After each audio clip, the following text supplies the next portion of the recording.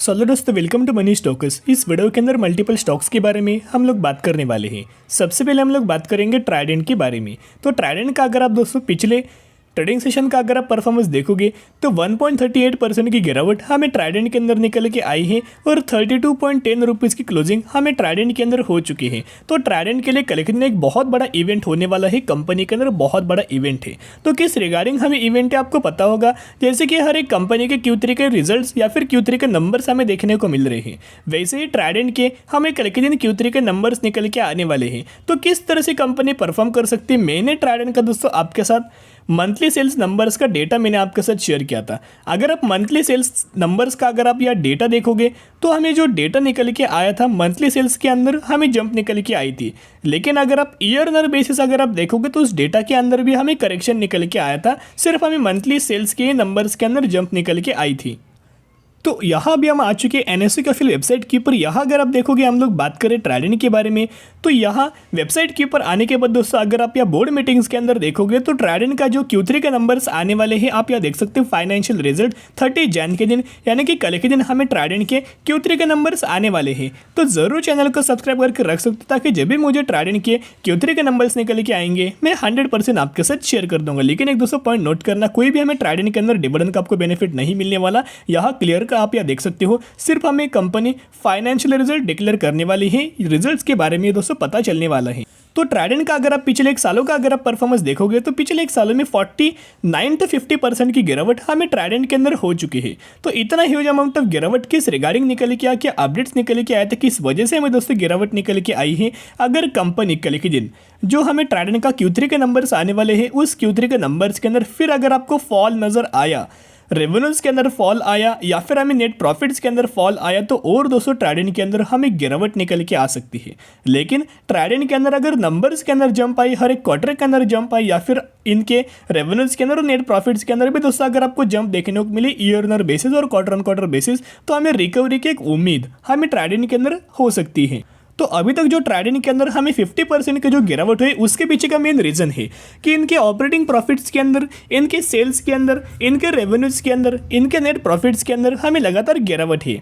सितंबर 2021 से अगर आप कंपेयर करेंगे तो 411 करोड़, 406 करोड़, 338 करोड़, 262 करोड़, 141 करोड़। तो ऑपरेटिंग प्रॉफिट के अंदर क्वार्टर ऑन क्वार्टर बेसिस हमें गिरावट निकल के आ रही है। सेम अगर आप इनके नेट प्रॉफिट्स के अंदर देखोगे तो हमें सितंबर 2021 से ही आपके साथ कंपेयर करना चाहूँगा, 235 करोड़, 211 करोड़, 181 करोड़, 129 करोड़, 37 करोड़। तो इनके नेट प्रॉफिट्स के अंदर भी हमें गिरावट लगातार निकल के आई है। और सेम अगर आप इनके अर्निंग पर शेयर के अंदर देखोगे EPS के अंदर तो 0.46, 0.41, 0.35, 0.25, 0.07, तो इनके अर्निंग पर शेयर के अंदर भी गिरावट निकल के आई है। तो इसी रीज़न की वजह से ही आपको ट्राइडेंट के अंदर पिछले एक साल में 50% के आसपास हमें गिरावट निकल के आई है। तो ज़रूर चैनल को सब्सक्राइब करके रख सकते हो ताकि जब भी मुझे ट्राइडेंट का Q3 के नंबर्स निकल के आएंगे मैं 100% आपके साथ शेयर करना चाहूँगा। तब तक के लिए दोस्तों निवेश मत करना, कल के दिन ट्राइडेंट का रिजल्ट देखना। अगर कंपनी अच्छा परफॉर्म करती है तो आप निवेश करने की कोशिश कर सकते हो। अगर कंपनी फिर दोस्तों नेगेटिव रिटर्न्स प्रोवाइड करती है यहाँ, तो जिसकी वजह से आप कंपनी के अंदर वेट एंड वॉच ही कर सकते हो।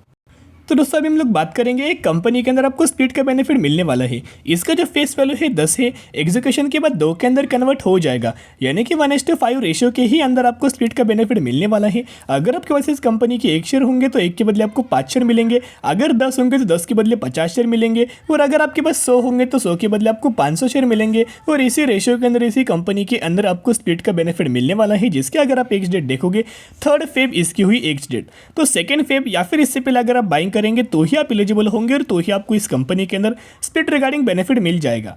तो स्पेशली हम लोग कौन सी कंपनी के बारे में बात करें जिसका प्राइसिंग 221 रुपये है। मैक्सिमम के अंदर देखोगे तो 780% का रिटर्न शेयर होल्डर्स को कंपनी डिलीवर कर चुके। 2021 में ही मार्केट के अंदर कंपनी लिस्टेड थी।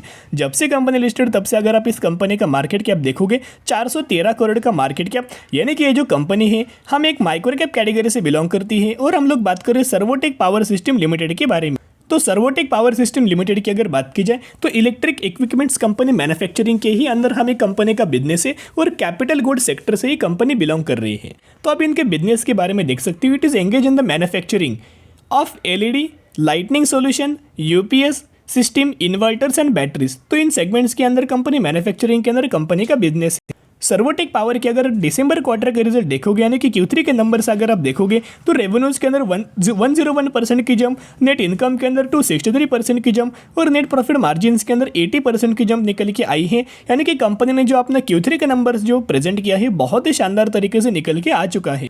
तो अगर आप सर्वोटेक पावर सिस्टम के अंदर निवेश करना चाहते हो, बेसिकली कंपनी एक बहुत ज़्यादा छोटी है, तो छोटी कंपनी के अंदर बहुत बड़ा आपको रिस्क इन्वॉल्वमेंट होता है। तो अपने रिस्क टेकिंग एबिलिटी के हिसाब से कंपनी के बारे में स्टडी कीजिएगा, एनालिसिस कीजिएगा और एक छोटी सी अमाउंट लगाकर आप लंबे समय के लिए होल्ड करके चल सकते हो। अब हम लोग बात करेंगे टाटा मोटर्स के बारे में। तो टाटा मोटर्स की अगर बात की जाए, इलेक्ट्रिक व्हीकल्स के आने वाले फ्यूचर में डिमांड है, पैसेंजर व्हीकल्स के अंदर भी बहुत ज़्यादा डिमांड है और कमर्शियल व्हीकल्स के अंदर भी आने वाले फ्यूचर में डिमांड है। तो कंपनी डिमांडिंग सेगमेंट्स के ऊपर काम करते हैं, जो सेगमेंट्स आने वाले फ्यूचर में डिमांड हमें फुलफिल करने वाली है। तो जो भी कंपनी डिमांड आने वाले समय फुलफिल करेगी उस कंपनी के अंदर कम समय के अंदर ज़्यादा हमें ग्रोथ निकल के आती है, प्लस हमें रेवेन्यूज़ के अंदर और नेट प्रॉफिट्स के अंदर भी हमें आने वाले फ्यूचर में हमें जंप देखने को मिल जाती है। कंपनी 445 रुपीज़ के ऊपर ट्रेड कर रही है और कंपनी का मैंने आपके साथ Q3 के नंबर शेयर किया था। बहुत ही शानदार तरीके से कंपनी ने Q3 के नंबर्स परफॉर्म किया और इसी के चलते सिंगल डे में ही आपको 6% का रिटर्न शेयर होल्डर्स को डिलीवर कर चुके हैं। यानी कि एक ही दिन में 6% की तेज़ी हमें टाटा मोटर्स के अंदर आ चुकी है। तो अगर आप टाटा मोटर्स का पिछले एक महीने का परफॉर्मेंस देखोगे तो 15% की जंप हमें टाटा मोटर्स के अंदर आ चुके। मैंने बहुत बार आपके साथ शेयर किया था कि Tata Motors currently consolidation phase के अंदर बिलोंग कर रही है। जो भी कंपनी लगातार या फिर ज़्यादा देर कंसोलिडेशन फेज के अंदर बिलोंग करती है, एक लेवल्स के ऊपर सपोर्ट लेती है, एक लेवल्स के ऊपर रेजिस्टेंस फेस करती है, उस कंपनी के अंदर जब भी ब्रेकआउट होता है ह्यूज अमाउंट ऑफ तेजी हमें निकल के आ जाती है। तो इसी जो कंपनी ने Q3 के नंबर्स प्रोवाइड किए उसके बाद हमें ब्रोकर्स के टारगेट्स निकल के आई हैं। यहाँ अगर आप देखोगे कल के दिन दोस्तों अपडेट्स था, लेट नाइट हमें अपडेट्स निकल के आया था। तो टाटा मोटर्स ब्रोकर्स का मानना है कि टाटा मोटर्स के अंदर 34% से लेकर 37% की अपसाइड मूवमेंट निकल के आ सकती है। अपसाइड हमें पोटेंशियल निकल के आ सकता है। तो सबसे पहले अगर आप यहाँ देखोगे टाटा मोटर्स लिमिटेड, तो ICICI सिक्योरिटीज़ का मानना है और उन्होंने जो टाटा मोटर्स के अंदर टारगेट दिया है 37% की रैली हमें निकल के आ सकती है अपसाइड पोटेंशियल, जो कि टारगेट अगर आप देखोगे 608 रुपये का टारगेट है। करंटली 445 रुपीज़ के ऊपर कंपनी ट्रेड कर रही है और करंट प्राइस से 37% की जंप हमें टाटा मोटर्स के अंदर निकल के आ सकती है। तो ऐसा हमें ICICI सिक्योरिटी के तरफ से ही हमें स्टेटमेंट निकल के आए हैं और भी बहुत ज़्यादा ब्रोकर से, लेकिन जो ह्यूज अमाउंट ऑफ जो टारगेट है वो ICICI सिक्योरिटीज़ ने ही दिया गया है। पिछले एक साल में अभी दोस्तों अगर आप देखोगे कंपनी अभी भी कंसोलिडेशन फेज के अंदर बिलोंग कर रही है।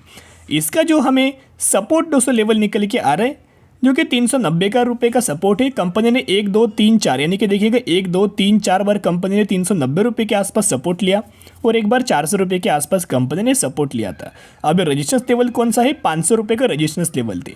तो अगर ये कंपनी 500 रुपये के ऊपर अगर सस्टेन कर पाती है तो हमें और भी दोस्तों कंपनी के अंदर 606 रुपये का टारगेट हमें ऑलरेडी ICICI सिक्योरिटीज़ ने दिया हुआ है। तो इतना ही शेयर करना चाहूँगा, शॉर्ट टाइम बेस कंपनी के अंदर एंट्री मत करना। ये जो कंपनी है लंबे समय के लिए बनी हुई है, तो बाय ऑन स्ट्रेटेजी अप्लाई करना और इस कंपनी को लंबे समय के लिए होल्ड करके चल सकते हो। आज के लिए इतनी। अगर आपको वीडियो पसंद है जरूर वीडियो को लाइक शेयर एंड सब्सक्राइब कर सकते हो। फिर मिलेंगे, बाय।